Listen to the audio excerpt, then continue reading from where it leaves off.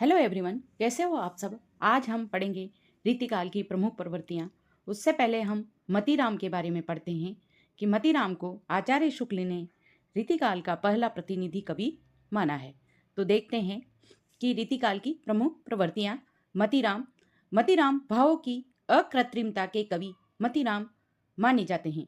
रीतिकाल के उन गिने चुने कवियों में से हैं जिनकी रचनाओं में दाम्पत्य जीवन की अत्यंत सुंदर और निष्कपट अभिव्यक्ति हुई है। तो मतीराम के भाव कैसे हैं? अकृत्रिम है और उनकी रचनाओं में दाम्पत्य जीवन का सुंदर और निष्कपट वर्णन दिखाई पड़ता है। शुक्ल जी ने मतीराम जी के संदर्भ में कहा है कि इनके भाव व्यंजक व्यापारों की श्रृंखला सीधी और सरल है, बिहारी के समान चक्करदार नहीं। तो इस कथन को याद रखें कि आचार्य शुक्ल ने मतीराम के लिए कहा है कि इनके भाव व्यंजक व्यापारों की श्रृंखला सीधी और सरल है, बिहारी के समान चक्करदार नहीं है। रीति काल के प्रतिनिधि कवियों में पद्माकर को छोड़ और किसी कवि में मतीराम की सी चलती भाषा और सरल व्यंजना नहीं मिलती। इनकी भाषा में नाद सौंदर्य भी विद्यमान है।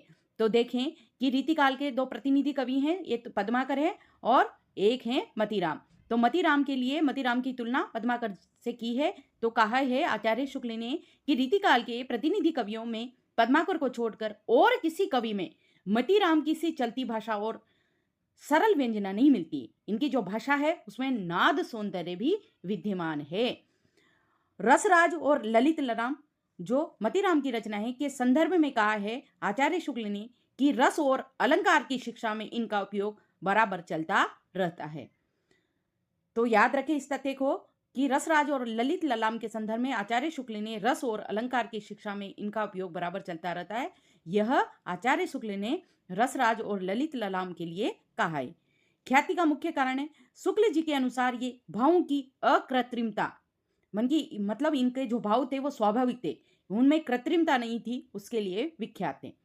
अन्य इनकी कृतियां हैं छंद सागर पिंगल, जिसको साहित्य सार भी कहा है, और एक है लक्षण श्रृंगार। जो श्रृंगार यहाँ पर है वो फोन में गलत छपता है, इसलिए इसको सही कर ले श्रृंगार को।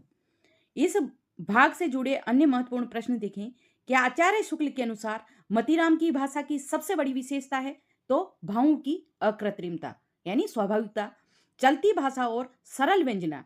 शुक्ल जी का मानना था कि पद्माकर को छोड़कर मतीराम जैसी सीधी और सरल भाव व्यंजना किसी अन्य रीति कवि में नहीं मिलती। एक और प्रश्न है कि कुंदन को रंग फीको लगे, झलके अति अंगनी चारू गोराई,